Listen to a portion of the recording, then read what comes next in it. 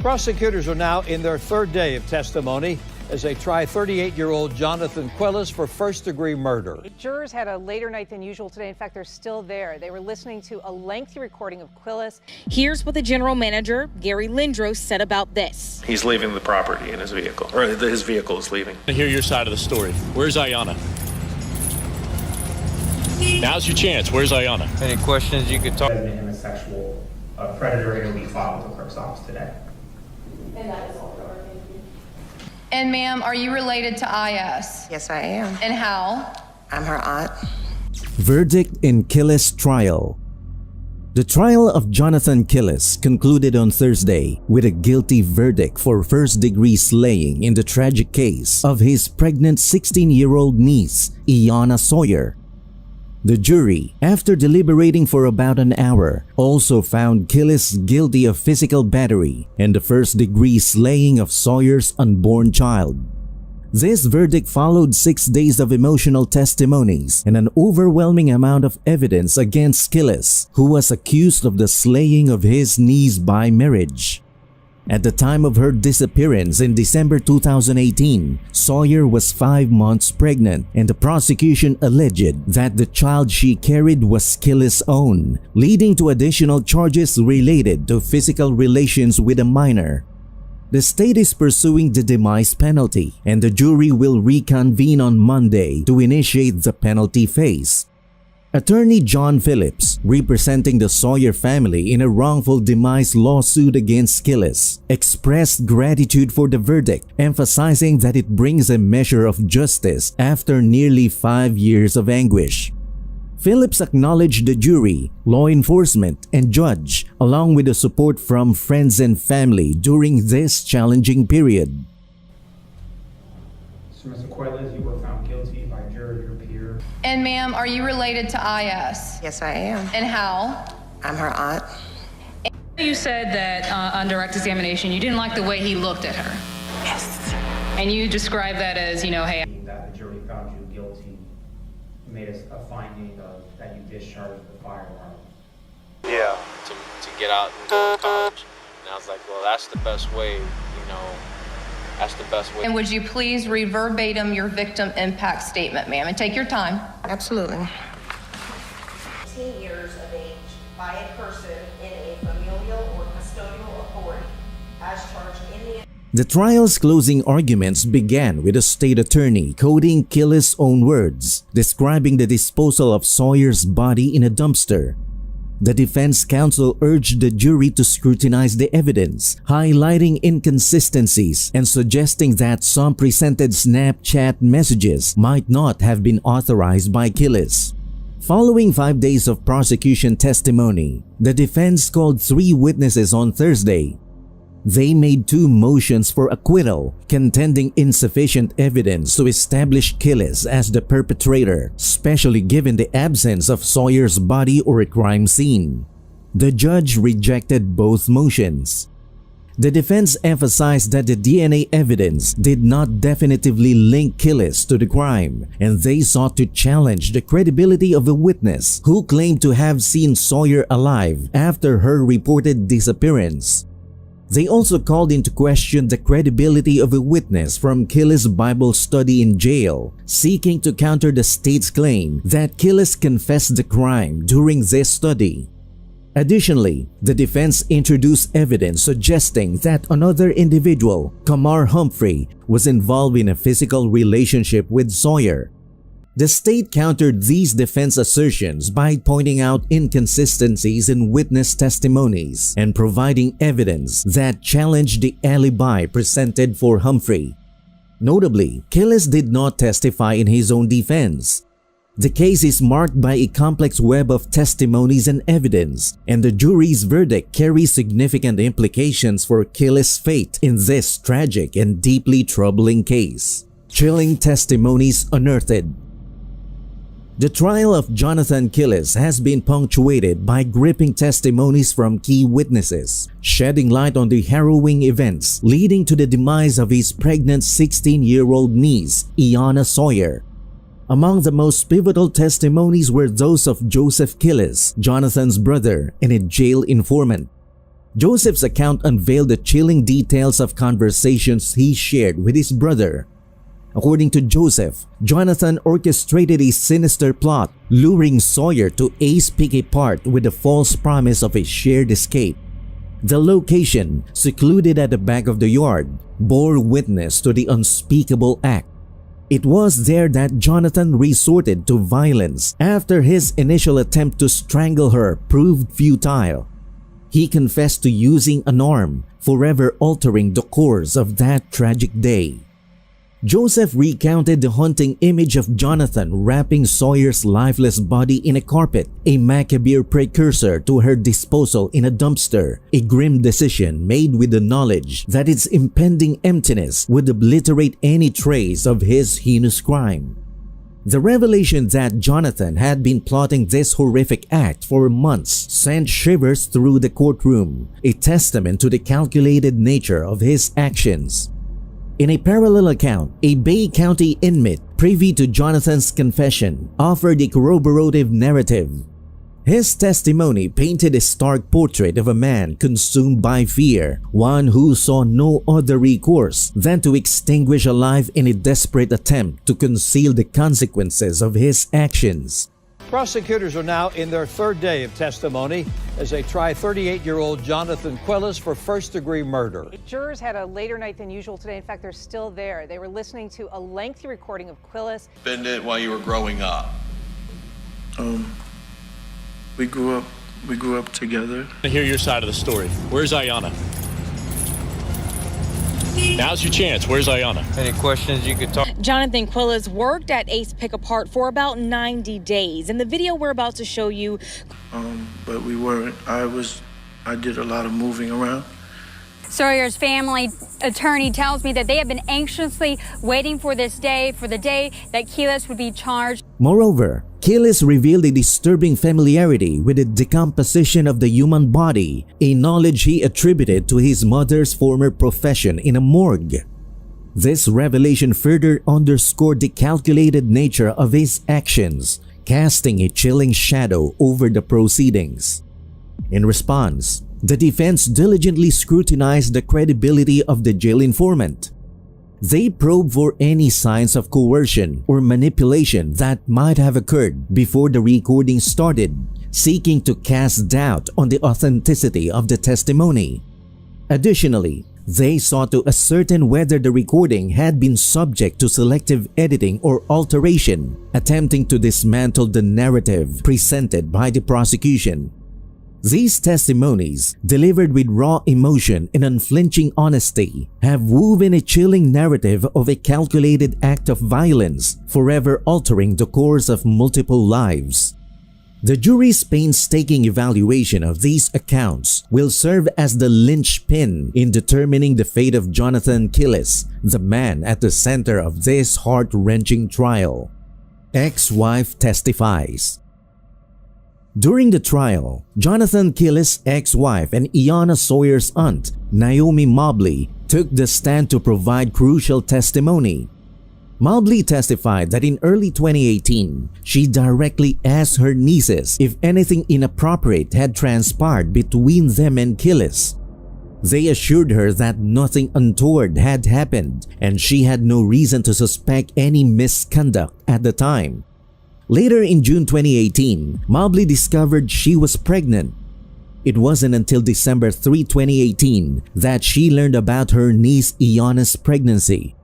The revelation of Ayanna's pregnancy raised suspicions, particularly due to a claim made by her sister, asserting that Quillis was the father of Ayanna's unborn child.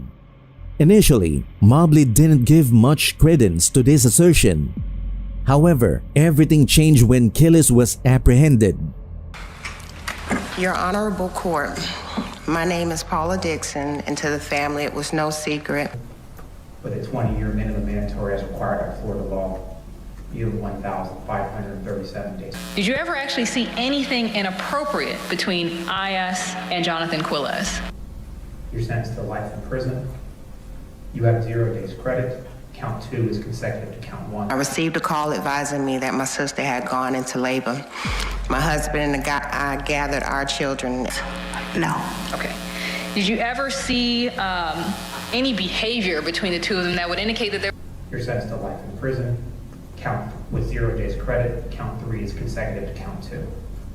This testimony corroborates the state's case against Killis, providing further evidence of his alleged involvement in Iyanna Sawyer's tragic disappearance and the subsequent discovery of her remains. It underlines the emotional turmoil experienced by the family as they grappled with these shocking revelations, emphasizing the deep impact the case has had on their lives. Mobley's account, delivered under oath, serves as a pivotal piece of evidence that adds another layer of credibility to the prosecution's case. It bolsters the narrative of Killis' alleged actions, offering compelling perspective on the events leading up to and following Iyanna's disappearance. In light of his testimony, the court gains a clearer picture of the intricate relationships within the family, the suspicions that arose, and the subsequent impact on Mobley's perception of Killis. This development further strengthens the prosecution's case, presenting a compelling argument for the charges against him. As the trial progresses, Mobley's testimony stands as a poignant reminder of the profound impact of these events on the lives of those involved. Detective reads messages. Detective Billy Abbott played a pivotal role in the trial by offering crucial insights into the complex relationship between Jonathan Killis and Iyanna Sawyer. During the proceedings, he presented a series of unsettling text messages and Snapchat exchanges that provided a stark glimpse into the dynamics between the two individuals.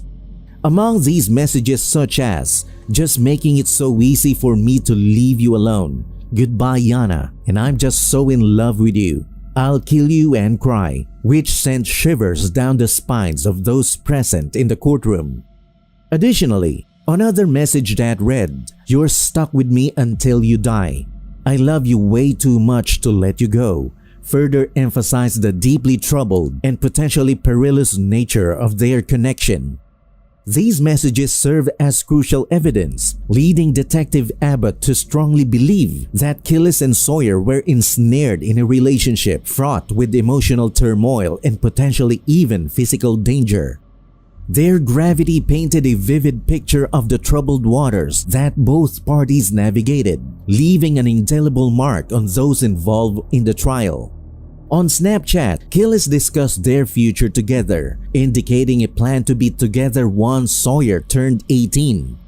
However, he also expressed feelings of heartbreak and anger towards her. Text messages exchanged between Killis and his brother, Joe, were also revealed during Detective Abbott's testimony.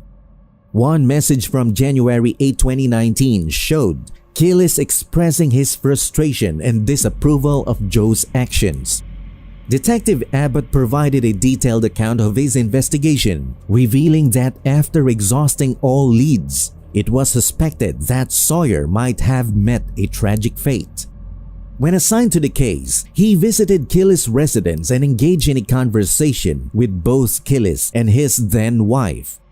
During this conversation, Killis disclosed that the missing 16-year-old had packed only Victoria's Secret underwear and bras, which raised a significant red flag for Detective Abbott. He promptly requested Killis' DNA for further examination.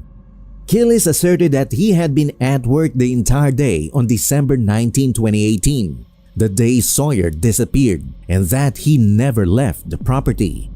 However, the case took a grim turn when Joseph Killis contacted the Jacksonville Sheriff's Office, prompting the investigation to shift from a missing persons case to a homicide case.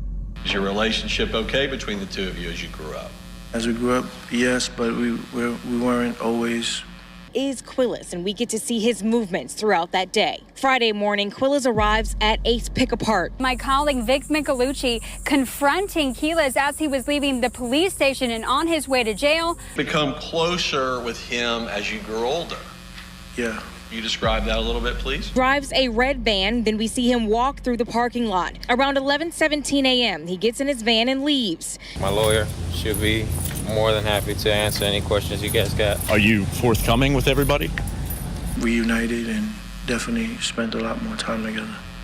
Well, mostly through phone. Sister testifies about misuse. The testimony of Sawyer's sister, referred to as SS in court, has introduced deeply troubling revelations about the nature of her relationship with Jonathan Killis. SS shared a distressing account of inappropriate contact and physical misuse by Killis when she was just 13 years old. She revealed that she chose to suffer in silence, refraining from reporting the misuse out of embarrassment and fear of upsetting her sister or incurring Killis' anger. Under cross-examination, the defense questioned the timing of SS's allegation and reminded her that she had previously told both the police and her family that Killis had never harmed her. SS acknowledged that she had initially refrained from disclosing the misuse and expressed her desire to avoid revisiting those traumatic memories. The revelation of the physical misuse came to light when Sawyer went missing and SS's mother discovered the disturbing truth. It was a harrowing revelation that added another layer of complexity to the already troubling case. Earlier in the trial, Sawyer's sister testified that Sawyer was deeply infatuated with Killis and believed he was the father of her unborn child. She described witnessing instances of inappropriate touching, kissing, and physical encounters between Killis and Sawyer, but chose to keep this dark secret for at least 2 years. Surveillance video timeline. The trial of Jonathan Killis has been marked by crucial testimony from Ace Picky Park General Manager Gary Lindros, shedding light on Killis' movements on the day Sawyer was reported missing, December 19, 2018. Lindros revealed that on that day, Killis clocked in at 8:08 a.m. and clocked out 5:09 p.m. The following day, December 20, 2018, Killis logged in at 8:02 a.m. and left at 2:48 p.m. According to his time card, Killis did not leave the premises on either of these days. However, the jury was presented with surveillance footage from the business, which raised significant questions. Lindros confirmed that a red minivan left the lot at approximately 11:17 a.m. on December 19, 2018 and returned around 12:30 p.m. It's important to note that Killis drives a red minivan. This discrepancy is crucial as Lindros clarified that he had not given Killis permission to leave and Killis did not clock out during this time. Notably, Sawyer was last seen leaving Terry Parker High School around 11 a.m. on December 19, 2018. Lindros also testified to Killis' access to unrestricted areas of the company property and a large commercial dumpster. This information further deepens the suspicion surrounding Killis' involvement. During the trial's opening statements, prosecutors revealed incriminating statements attributed to Killis concerning the slaying. The statements made by Killis were described as chilling, indicating that he felt the need to eliminate the body. He also mentioned that the dumpster at his workplace was under his control, implying a possible link between Killis and the disposal of a body. Additionally, Lindros recounted an unusual sighting on December 19 or 20, 2018. He testified that he observed Killis carrying duct tape despite there being no typical duty on the company property that would necessitate the use of duct tape. This detail adds a further layer of suspicion surrounding Killis' activities during this critical time period. In response to these revelations, Killis' attorneys have sought to downplay their significance, arguing that Killis' actions on December 19 and 20, 2018 were not out of the ordinary. This line of defense aims to cast doubt on the prosecution's narrative and establish an alternative explanation for Killis' behavior during the time when Sawyer disappeared. And Ms. Dixon, did you provide a victim impact evidence statement? Yes, I did. Here's what the general manager, Gary Lindros, said about this. He's leaving the property in his vehicle, or his vehicle is leaving. Those horror stories. Your regarding the juror returns as required by Florida statutes. State, anything else you need to add? Can't discuss anything at this time. What about a message for her family? They're obviously going through hell right now. That I was Aiyana Sawyer's favorite aunt. I remember the day she was born like it was yesterday. As we got older, I became more settled, and he became more settled. Teen's family testifies. During the recent court proceedings, significant testimony was provided by various members of Sawyer's family, including her mother, grandmother, aunt, and sister. Sawyer's mother, Kimberly Mobley, offered crucial insights into her daughter's pregnancy, her relationship with her uncle, Jonathan Quillis, and the events surrounding her disappearance. Mobley disclosed that Sawyer was expecting a girl and had chosen the name Hazel Michelle Mobley for her unborn child. Remarkably, Mobley learned of Sawyer's pregnancy a mere 16 days before she was reported missing. During cross-examination, the defense sought to establish that Sawyer had never explicitly stated that Quillis was the father. However, Mobley countered this by asserting that her daughter had mentioned someone named Jose as the father.